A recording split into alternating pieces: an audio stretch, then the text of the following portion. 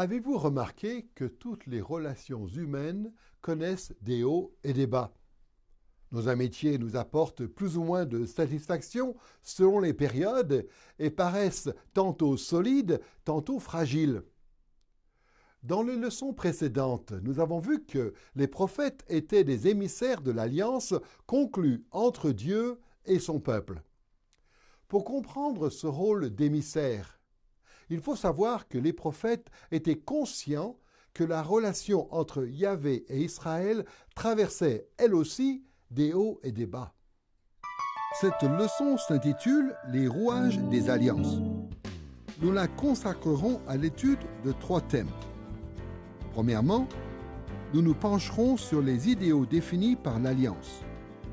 Ensuite, nous verrons les sanctions pour violation de l'Alliance, c'est-à-dire la manière dont les prophètes transmettaient le message de Dieu au peuple lorsqu'il était sous le jugement divin. Et enfin, nous examinerons les bénédictions de l'Alliance offerte par Dieu et comment les prophètes les présentaient au peuple. En étudiant de plus près la dynamique de vie sous l'Alliance, nous pourrons mieux comprendre les prophéties de l'Ancien Testament et les appliquer à l'Église et au monde moderne. Alors, quels étaient les idéaux de vie fondamentaux sous l'Alliance avec Yahvé? Avez-vous déjà assisté à l'échange des vœux lors d'un mariage? Les jeunes époux se promettent tant de belles choses, comme s'aimer et se soutenir dans la maladie comme dans la santé, dans la richesse comme dans la pauvreté. En s'engageant l'un envers l'autre, les futurs maris et femmes prononcent des vœux qui expriment l'idéal du mariage, ce qui nous semble du reste tout à fait normal. Imaginez un jeune marié dire « Je te prends pour épouse, mais je vais avoir beaucoup de mal à rester à tes côtés si tu tombes malade. » Ou une jeune mariée qui annoncerait « Je te prends pour époux, mais tu as intérêt à éviter que l'on devienne pauvre. » Nous serions sans doute choqués d'entendre ce genre de discours dans le cadre de la cérémonie du mariage, car nous nous attendons à ce que tout mariage commence par un rappel du modèle idéal d'une union. C'est le début d'une histoire, un moment où tout est exactement comme il devrait l'être. Et tout le monde espère que l'homme et la femme se souviendront des promesses échangées ce jour-là, quand tout semblait encore idéal dans leur couple. Eh bien, les prophètes de l'Ancien Testament savaient que la relation d'alliance entre Dieu et son peuple reposait, elle aussi, sur une sorte d'idéal qui définissait les rapports entre Yahvé et Israël. Nous allons tenter d'identifier cette relation idéale à travers 2 aspects. Dans un premier temps, nous définirons les bases idéales de l'Alliance et dans un second temps, nous verrons comment ces bases ont influé le ministère prophétique. Dans les leçons précédentes, nous avons noté que l'Ancien Testament décrit l'alliance entre Yahvé et Israël dans des termes semblables à ceux des traités entre suzerains et vassaux du Proche-Orient ancien. À l'époque de l'Ancien Testament, les grands rois concluaient régulièrement des traités ou des alliances avec des nations plus petites. La Bible dit que Yahvé a établi une alliance semblable avec le peuple d'Israël. Or, lorsqu'un souverain signait un traité avec une nation vassale, les 2 parties commençaient par énoncer des idéaux qui servaient de base à ce nouvel accord politique. On a remarqué que tous les traités entre suzerains et vassaux comportent 2 éléments. Premièrement, les traités du Proche-Orient ancien affirment toujours la bienveillance du souverain envers ses vassaux. On y trouve le nom du grand roi, suivi d'un résumé historique de toutes les bonnes choses qu'il a accomplies pour son peuple. Les traités s'appuyaient toujours sur la bonté du souverain, et c'est aussi un thème que l'on retrouve dans les idéaux des alliances bibliques. La bienveillance de Dieu envers son peuple est au cœur de chaque alliance décrite dans la Bible. L'autre élément essentiel exprimé dans les idéaux de l'alliance est la responsabilité humaine, et il faut bien le garder en tête. Tous les traités de l'Antiquité entre suzerains et vassaux exigeaient la loyauté de ces derniers. De même, chaque alliance de l'Ancien Testament exige la loyauté du peuple envers son Dieu. Cependant, il ne faut pas perdre de vue que cette loyauté venait toujours en réponse, en l'occurrence, à la bonté de Yahvé, et que le peuple ne méritait en rien son statut spécial aux yeux de Dieu. S'il a conclu des alliances avec son peuple, c'est par pure bonté. Quoi qu'il en soit, les idéaux définis par les alliances impliquaient toujours la responsabilité humaine et exigeaient donc la loyauté envers Dieu. À présent, voyons comment chacun de ces idéaux est intégré dans toutes les alliances de l'Ancien Testament. Comme nous l'avons déjà noté dans les leçons précédentes, pour les prophètes de l'Ancien Testament, Dieu avait établi 5 relations d'alliance. Il a conclu des alliances avec toute l'humanité à travers Adam et Noé. Puis il a créé une relation spéciale avec Israël en faisant alliance avec Abraham, Moïse et David. À cela s'ajoute la nouvelle alliance promise pour la fin des temps, après le retour d'exil. Prenons l'alliance avec Adam. À l'époque d'Adam, Dieu a manifesté sa bonté en créant le monde pour accueillir l'humanité. Il a transformé un univers inhabitable et chaotique en un magnifique jardin où devaient vivre tous les hommes. On lit dans Genèse chapitre 1 verset 2 « La terre était informe et vide. Il y avait des ténèbres à la surface de l'abîme, mais l'Esprit de Dieu planait au-dessus des eaux. Puis Dieu a créé le paradis pour y placer des êtres à son image, Adam et Ève. Cet acte de bonté de Dieu était la base même de l'alliance conclue avec nos tout premiers ancêtres. D'un autre côté, l'idéal de l'alliance avec Adam impliquait aussi la responsabilité humaine. Dieu a établi Adam dans le superbe jardin d'Éden, mais il a aussi immédiatement donné des instructions claires. Dans Genèse chapitre 2, versets 16 et 17, Dieu prévient « Tu pourras manger de tous les arbres du jardin, mais tu ne mangeras pas de l'arbre de la connaissance du bien et du mal, car le jour où tu en mangeras, tu mourras. » Même au paradis, l'idéal de l'alliance impliquait la bonté de Dieu, mais également la responsabilité des hommes.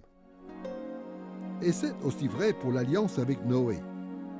D'un côté, Dieu, dans sa grâce, a sauvé Noé et sa famille du déluge universel.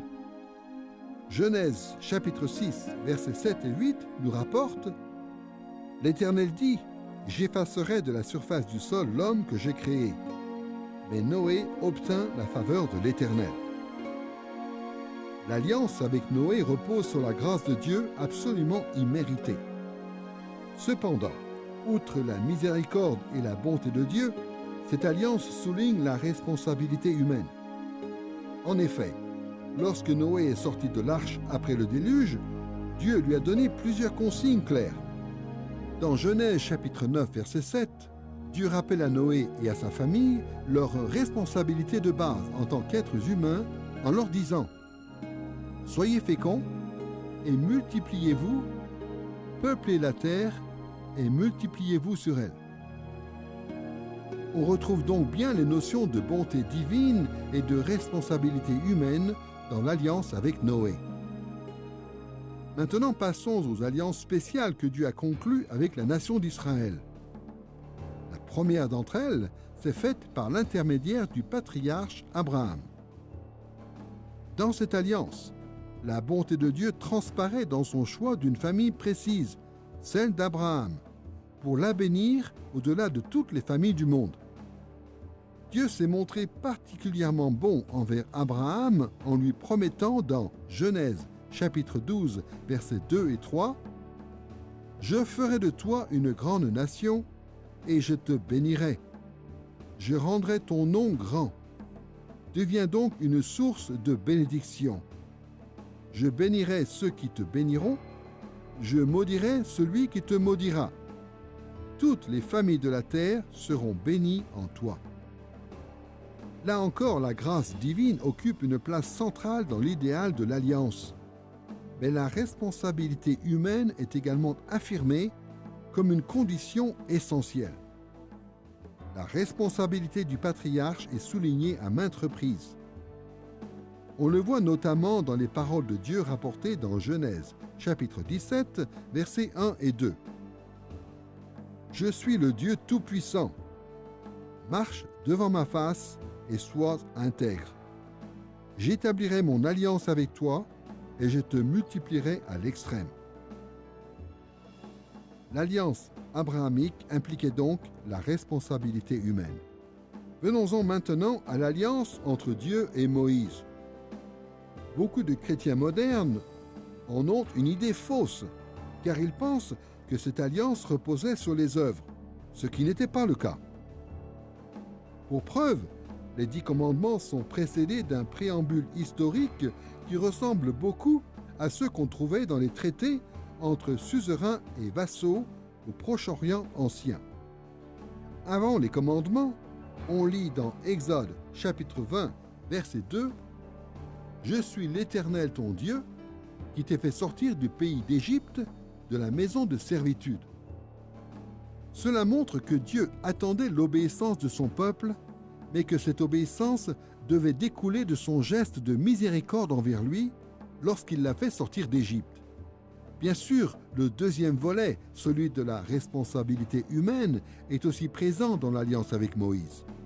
Dans Exode chapitre 19, verset 5, Dieu dit à Israël, « Maintenant, si vous écoutez bien ce que je vous dis, et si vous respectez mon alliance, vous serez pour moi un peuple particulièrement précieux parmi tous les peuples. » On voit, une fois de plus, que les idéaux qui servent de base à l'alliance mosaïque impliquent à la fois la grâce divine et la responsabilité humaine.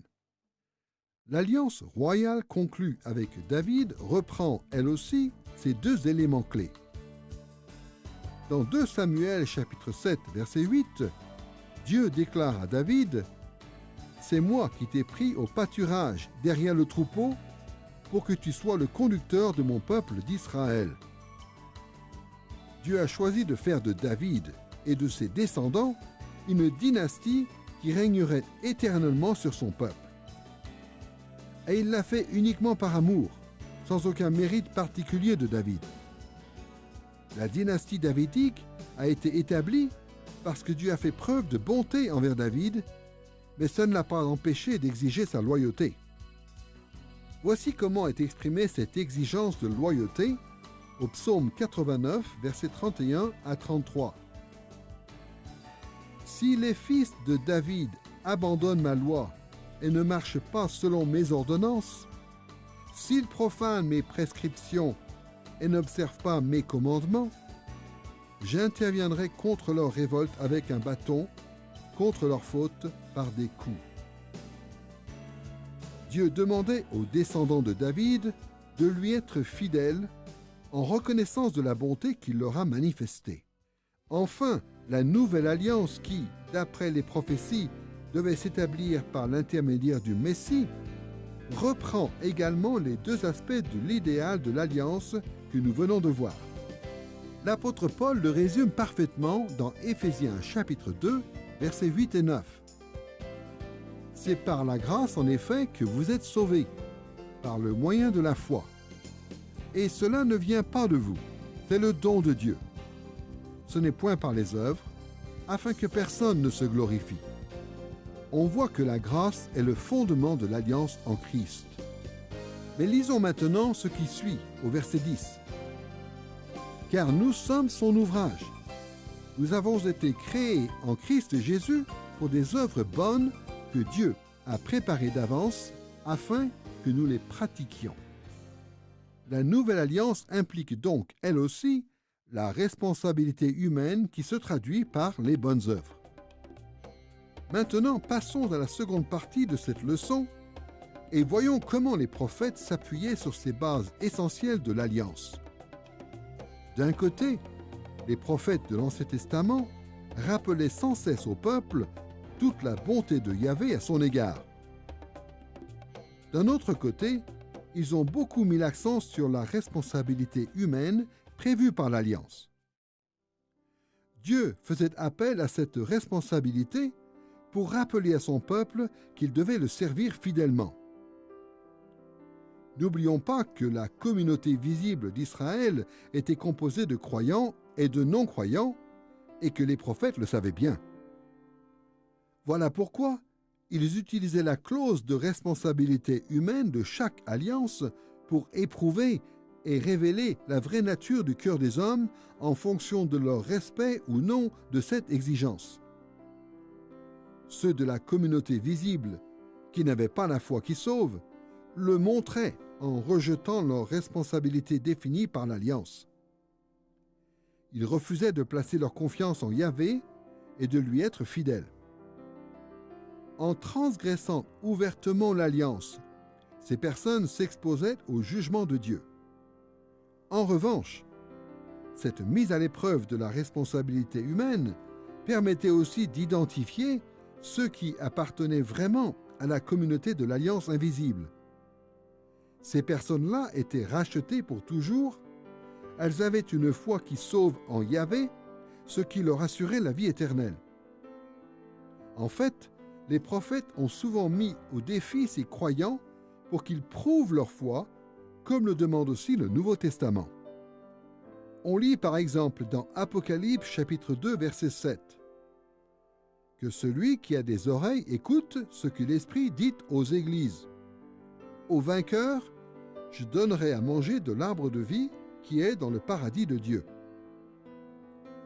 Cette idée que nous devons obéir au Seigneur pour prouver que nous avons vraiment la foi qui sauve se retrouve aussi dans les écrits prophétiques.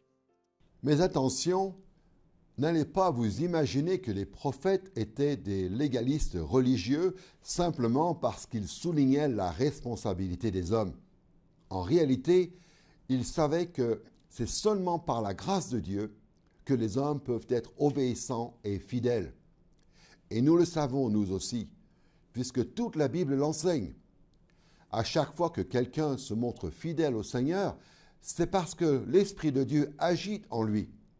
Pourtant, la Bible ne cesse de rappeler que c'est notre responsabilité d'obéir à Dieu. C'est donc précisément parce que les prophètes savaient que seule la grâce de Dieu rend possible le moindre acte d'obéissance qu'ils n'hésitaient pas à encourager le peuple de Dieu à obéir et à rester fidèle. Dans la première partie de cette leçon sur les rouages de l'Alliance, nous avons vu les deux aspects de l'idéal de l'Alliance. Maintenant, passons à la seconde partie de la leçon, les sanctions pour violation de l'Alliance. Voyons ce qui se passait quand le peuple de l'Alliance se détournait de Yahvé, refusant de remplir les clauses de l'accord. Il existe différentes formes de gouvernement dans le monde, mais toutes ont un point commun. Elles reconnaissent qu'il y aura toujours des citoyens qui ne respectent pas les lois du pays.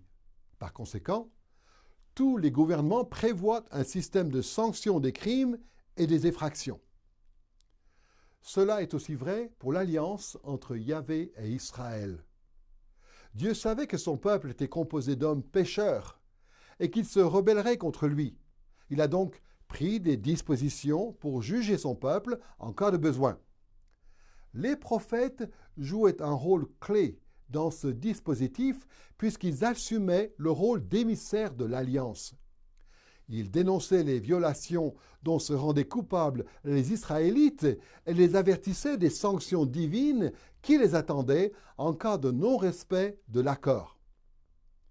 Pour comprendre comment les prophètes exerçaient leur fonction d'annonciateurs du jugement divin, il faut examiner deux aspects des sanctions prévues par Dieu en cas de violation de son alliance.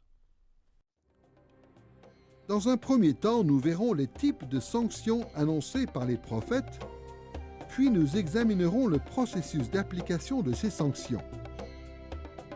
Voyons tout de suite les types de sanctions qu'encouraient ceux qui violaient ouvertement l'alliance avec Yahvé, comme le proclamaient les prophètes de l'Ancien Testament. Il est essentiel de comprendre que les prophètes de l'Ancien Testament n'inventaient pas eux-mêmes les types de sanctions qu'ils annonçaient. Ces sanctions, ils les tiraient des Écritures, qui stipulaient les châtiments auxquels s'exposait le peuple de Dieu en cas de désobéissance. En analysant le message des prophètes, on voit qu'ils s'appuyaient sur plusieurs passages des livres de Moïse.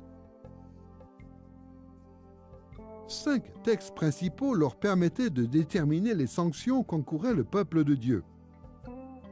Deutéronome chapitre 4, versets 25 à 28, Deutéronome chapitre 28, versets 15 à 68, Deutéronome chapitre 29, versets 16 à 29, Deutéronome chapitre 32, versets 15 à 43, et enfin, Lévitique chapitre 26, versets 14 à 39.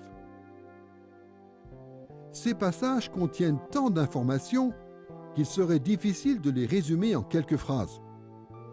Cependant, on peut noter que dans ces textes, Moïse a essayé de mettre le peuple en garde contre 2 grandes catégories de sanctions en cas de violation de l'alliance. Premier type de sanctions prévues par Dieu lorsque son peuple persévère dans le péché: les sanctions à travers la nature.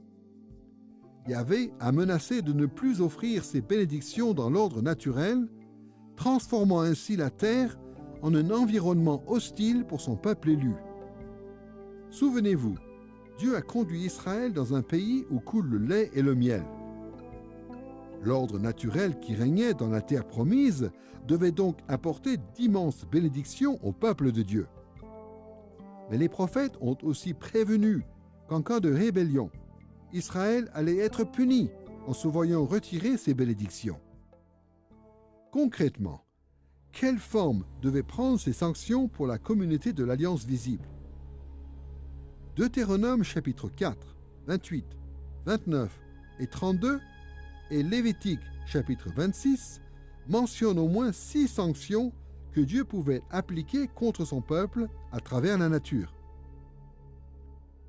Premièrement, ces chapitres des livres de Moïse évoquent la possibilité de sécheresse en Israël. Celle-ci, en desséchant la terre, allait énormément affecter les habitants et générer notamment des épidémies. En se révoltant ouvertement contre Dieu, le peuple courait aussi le risque de famine et de maladies telles que la fièvre, les ulcères, les tumeurs et diverses plaies. Les animaux sauvages pouvaient mettre en danger les vies humaines et un recul de la population était à craindre. Enfin, la stérilité, puis la mort, devaient décimer les hommes et les bêtes du pays. Voilà les différentes sanctions annoncées à de nombreuses reprises par les prophètes. Bien souvent, ils ont prédit des désastres naturels envoyés par Dieu pour troubler la vie paisible du peuple dans la terre promise. Lisons par exemple ce qu'a annoncé le prophète Agé de la part de l'Éternel dans Agé chapitre 1, versets 9 à 11. « Mon temple est en ruine alors que chacun de vous s'occupe activement de sa maison. Voilà pourquoi aucune pluie n'est tombée et rien n'a pu pousser. J'ai provoqué la sécheresse dans le pays, sur les collines, dans les champs de blé, les vignes, les plantations d'oliviers et les autres cultures. Les hommes et les bêtes en ont souffert et tout votre travail a été compromis. » Dieu a souvent envoyé ses prophètes pour annoncer son jugement qui allait s'exprimer par des phénomènes naturels. Mais les prophètes ont aussi prédit des sanctions à travers la guerre. Si la guerre est souvent synonyme de désastres naturels tels que la famine et les maladies, Dieu a aussi prévenu qu'il punirait son peuple rebelle en envoyant contre lui un peuple ennemi. Les livres de Moïse mentionnent plusieurs dangers liés à la guerre. Dans Deutéronome chapitre 4, 28, 29 et 32, et dans Lévitique chapitre 26, on trouve au moins 5 types de châtiments associés à la guerre. Premièrement, il est dit dans ces passages que le peuple de Dieu subira des défaites sans pouvoir résister aux attaques de ses ennemis. Deuxièmement, on apprend que les villes d'Israël subiront des sièges, entraînant bien des souffrances pour la population encerclée par l'ennemi. Ensuite, il est question d'occupation. On lit que les ennemis du peuple de Dieu s'empareront de la terre promise et prendront le contrôle du pays. Autre malédiction prévue par l'Alliance en temps de guerre, la mort et la destruction qui s'abattront sur le peuple de Dieu aux mains des ennemis. Et enfin, la pire des malédictions annoncées par Yahvé, l'exil de son peuple, dont les habitants seront capturés et dispersés dans les nations étrangères. À de nombreuses reprises, les prophètes ont prédit que le peuple de Dieu serait non seulement vaincu par ses ennemis, mais aussi déporté de son pays. Par exemple, le prophète Michée a prévenu que beaucoup de Judéens seraient déportés de la terre promise. Dans Michée chapitre 1 verset 16, une prophétie mentionne l'exil en ces termes. « Rasez-vous donc et tondez-vous la tête, habitants de Jérusalem, en signe de douleur à cause de vos fils qui font tous vos délices. Oui, rasez-vous la tête, rendez-vous chauves, pareil à des vautours, parce qu'ils vont être emmenés loin de vous en exil. » On retrouve ce type de menace de jugement et de guerre dans beaucoup de passages prophétiques de l'Ancien Testament. Comme nous venons de le voir, les prophètes ont principalement annoncé 2 types de sanctions pour violation de l'Alliance: les désastres naturels et la guerre.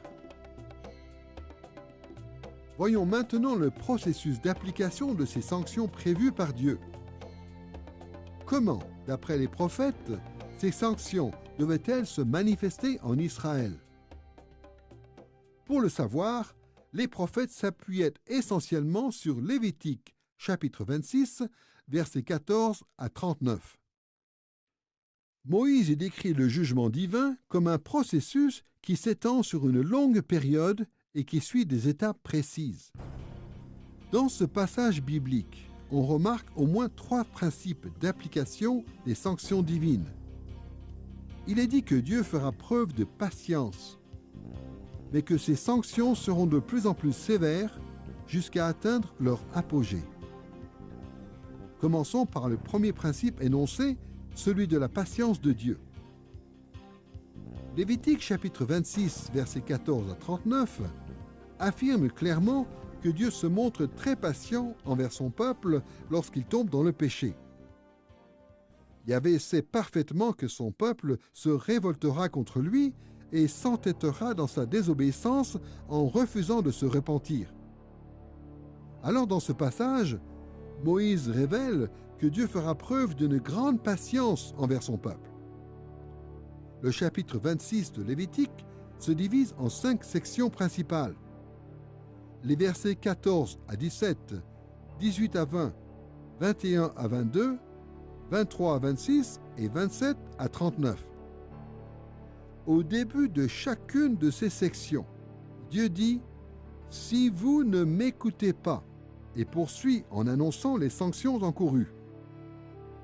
En répétant ces mots, Dieu affirme son intention d'être patient en donnant à son peuple de nombreuses occasions de se repentir.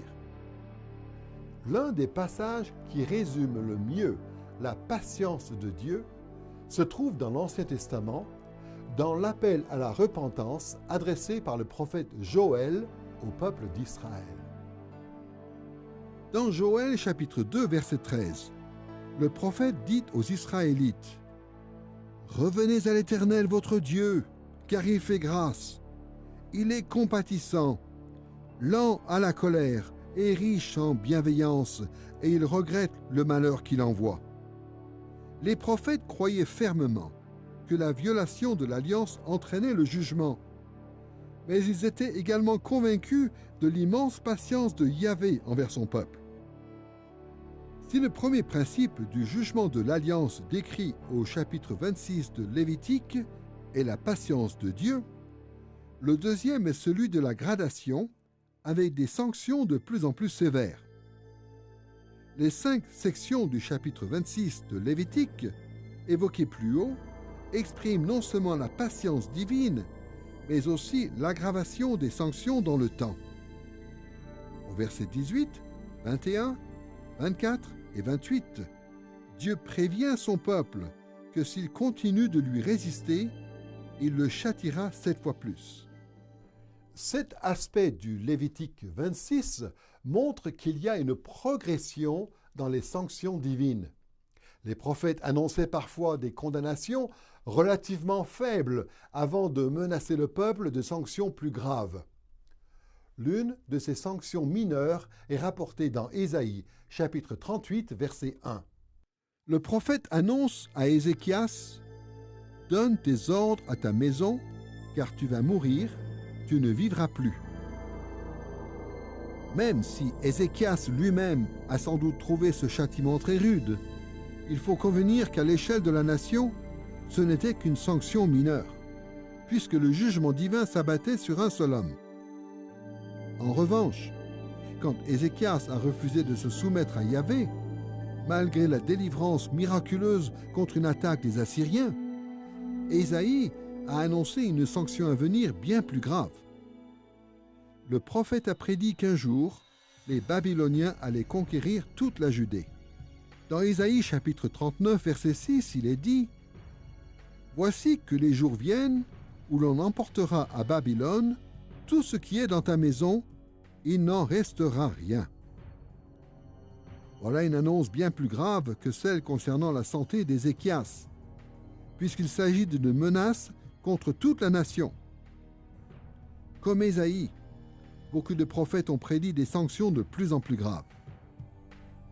La Bible montre que Dieu était déterminé à se montrer patient et à appliquer des sanctions de plus en plus sévères, mais elle énonce aussi un troisième principe, l'apogée du jugement divin qui se traduit par l'exil.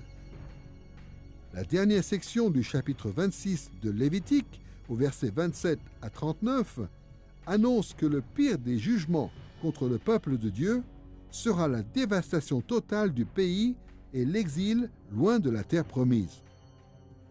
Voici comment Moïse décrit cette sanction ultime dans Lévitique, chapitre 26, verset 33. « Je vous disperserai parmi les nations, et je tirerai l'épée derrière vous. Votre pays sera désolé, et vos villes seront désertes. » Pour les croyants de l'Ancien Testament, c'était l'un des pires châtiments imaginables. Dieu avait conduit Israël jusqu'au pays promis, une terre où coulait le lait et le miel. Et voilà que les prophètes leur prédisaient qu'ils allaient être déportés de ce pays.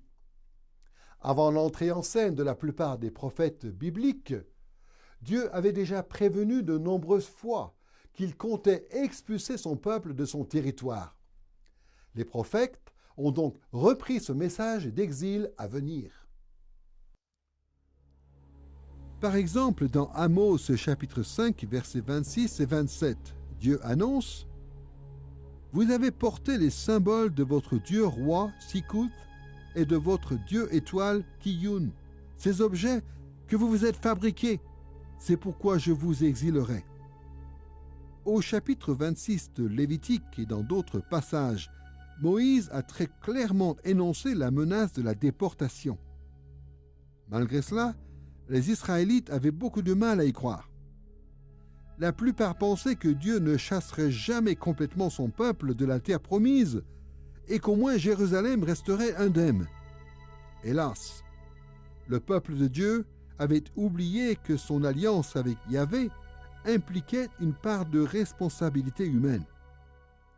Voilà pourquoi, même dans les dernières années de sursis de Jérusalem, Jérémie a été obligé d'annoncer la destruction imminente de la ville et du temple. Voici ce qu'on lit dans Jérémie chapitre 7, versets 13 à 15. « Et maintenant, puisque vous avez commis toutes ces actions, oracle de l'Éternel, Puisque je vous ai parlé, et même parlé dès le matin, et que vous n'avez pas écouté, puisque je vous ai appelé, et que vous n'avez pas répondu, je traiterai la maison sur laquelle mon nom est invoqué, en laquelle vous vous confiez, et le lieu que j'ai donné à vous et à vos pères, de la même manière que j'ai traité Silo. Je vous rejetterai loin de ma face, comme j'ai rejeté tous vos frères, toute la descendance d'Éphraïm. Dieu est bon, patient et miséricordieux envers son peuple.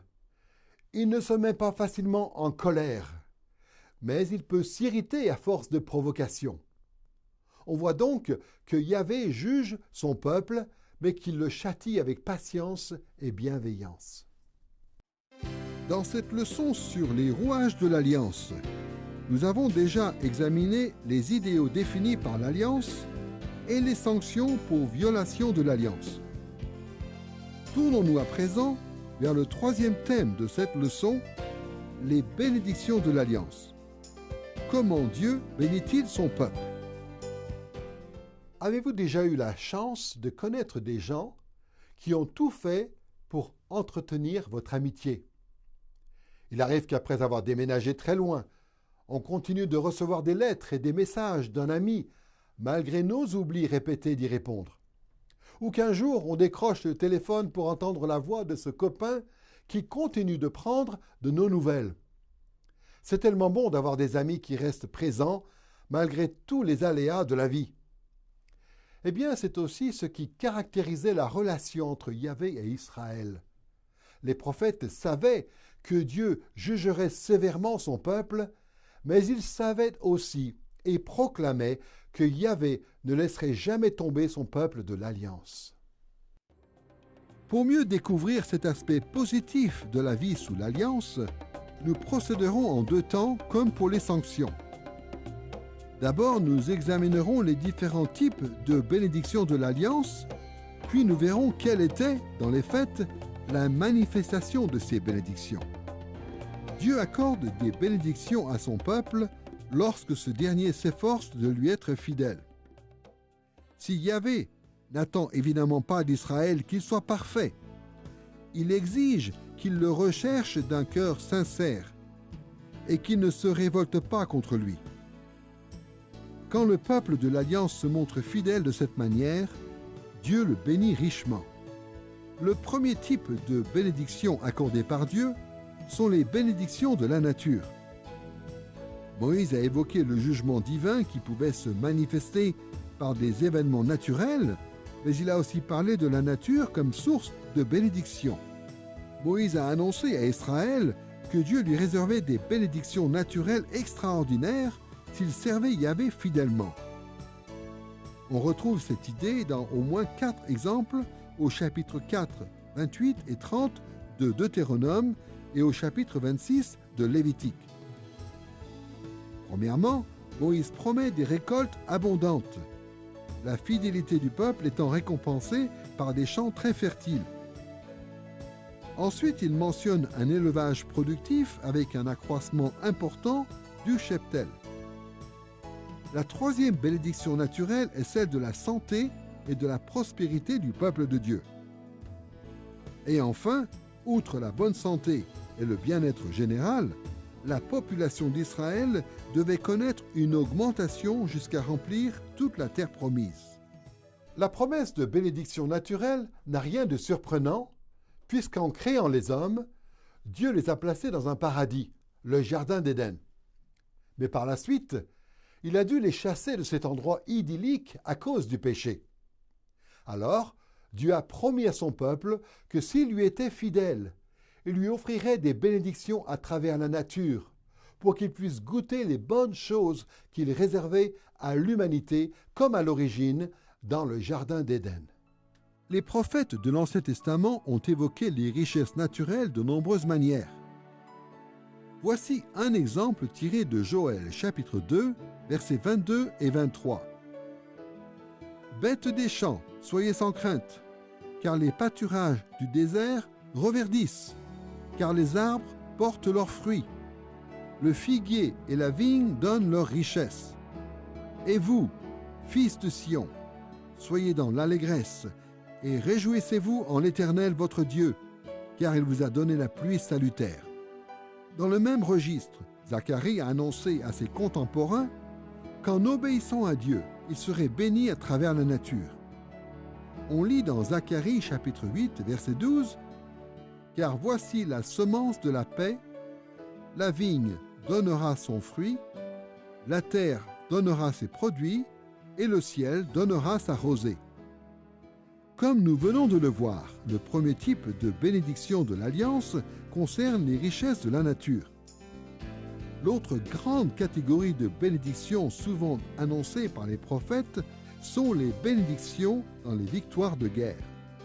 Israël subissait des défaites lorsqu'il était sous le jugement de Dieu, mais il jouissait de paix et de victoire dans le cadre des bénédictions de l'Alliance. Cette idée se traduit par au moins 4 réalités décrites dans Deutéronome chapitre 4, 28 et 30 et dans Lévitique chapitre 26. Tout d'abord, Moïse promet au peuple de Dieu la victoire sur ses ennemis. Mais au-delà de ça, il laisse entrevoir la fin des conflits avec les autres nations, synonyme de répit dans les dévastations. Enfin, ces promesses s'accompagnent bien sûr du retour des prisonniers déportés de la terre promise. Les prophètes de l'Ancien Testament ont souvent annoncé ce type de bénédiction dans les victoires militaires. Voici comment Amos prédit au peuple d'Israël un avenir brillant fait de succès militaire à son retour d'exil dans Amos chapitre 9, versets 11 et 12. « En ce jour-là, je relèverai la cabane chancelante de David, j'en réparerai les brèches, et je la rebâtirai comme elle était autrefois, afin qu'ils entrent en possession du reste d'Édom et de toutes les nations sur lesquelles mon nom a été invoqué. » Dans un contexte hostile et très troublé, le prophète Amos a prédit que la maison de David remporterait la victoire sur tous ses farouches ennemis.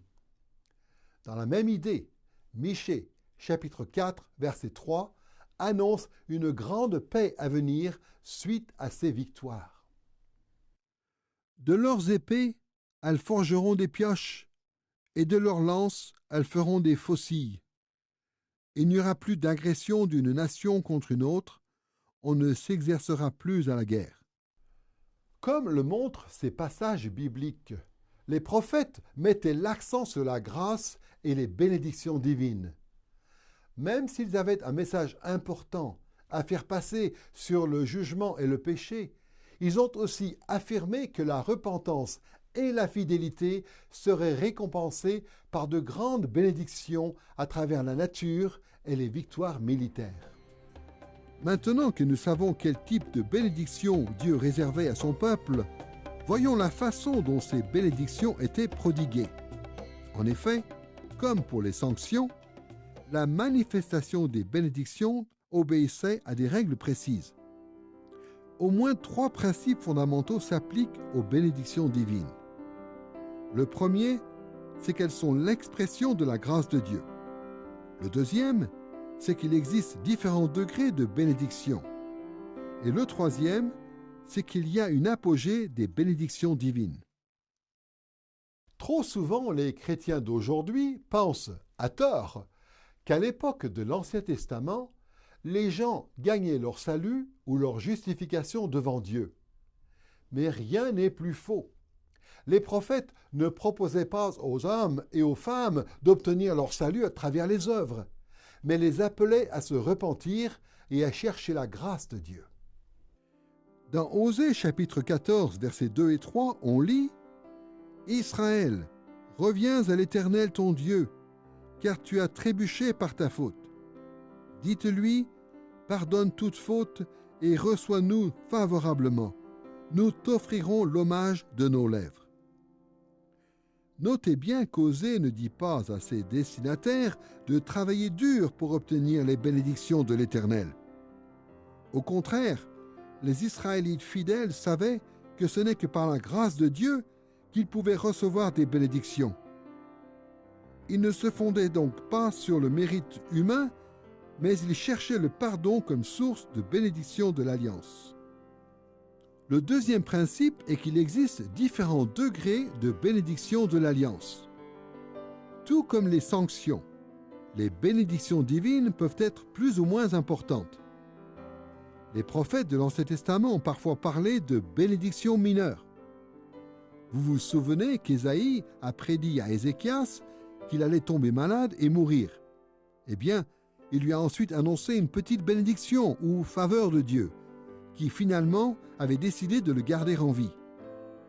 Dans Ésaïe chapitre 38, verset 5, Dieu dit « Va dire à Ézéchias, ainsi parle l'Éternel, le Dieu de David, ton père. J'ai entendu ta prière.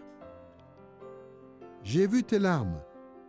Voici que j'ajoute 15 années à tes jours. » Beaucoup de prophéties annoncent ce type de bénédictions individuelles, accordées à une personne en particulier.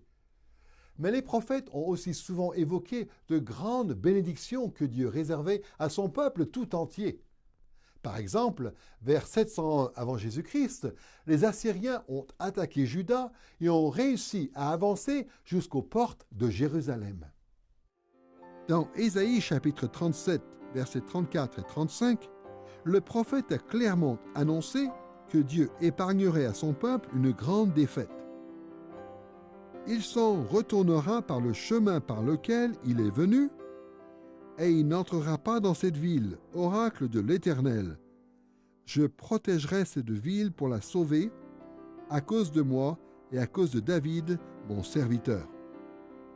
Pour le peuple de Dieu, c'était une immense bénédiction, car c'est leur existence même qui était en jeu au moment où Yahvé a déclaré qu'il les bénirait en leur accordant la victoire militaire.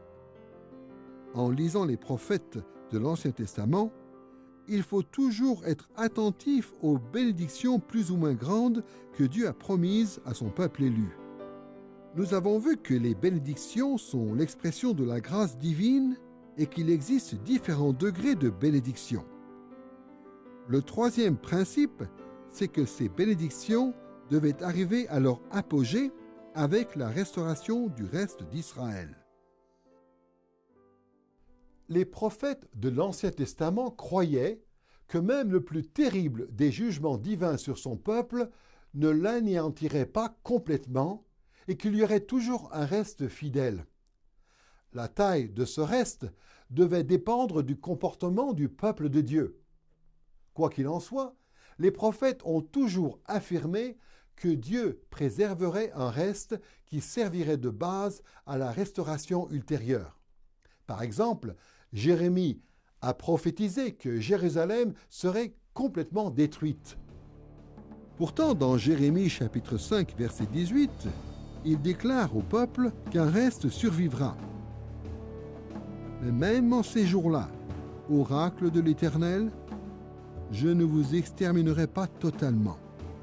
La survie d'un reste d'Israël a son importance, car Dieu a promis que c'est à travers ce reste qu'il offrirait à son peuple la plus grande des bénédictions. Nous avons vu que d'après Lévitique chapitre 26, la pire des malédictions est l'exil de la terre promise. Cependant, on lit dans Lévitique chapitre 26, versets 40 à 45, et dans Deutéronome chapitre 4 et 30, que Dieu comptait préserver un reste, le ramener sur ses terres et le bénir encore plus qu'avant. Voici ce qu'en dit Moïse dans Deutéronome chapitre 30, versets 4 et 5. « Quand tu serais banni à l'extrémité du ciel, l'Éternel ton Dieu te rassemblera de là, et c'est de là qu'il te prendra. L'Éternel ton Dieu te fera revenir dans le pays que possédaient tes pères, et tu en prendras possession. Il te fera du bien et te rendra plus nombreux que tes pères. » On retrouve le thème de la restauration d'un reste dans tous les écrits prophétiques. Par exemple, Jérémie enseigne qu'au retour d'exil, Dieu comblera de bénédictions le reste de son peuple à travers la nature. Dans Jérémie chapitre 23, verset 3, le prophète rapporte le message suivant de la part de Yahvé. « et je rassemblerai le reste de mes brebis de tous les pays où je les ai chassées. Je les ramènerai dans leur enclos, elles seront fécondes et multiplieront.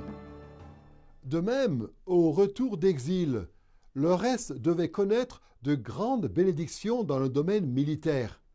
Le prophète Joël a dit qu'en revenant sur ces terres, le reste du peuple élu remporterait une victoire éclatante et profiterait d'une paix durable.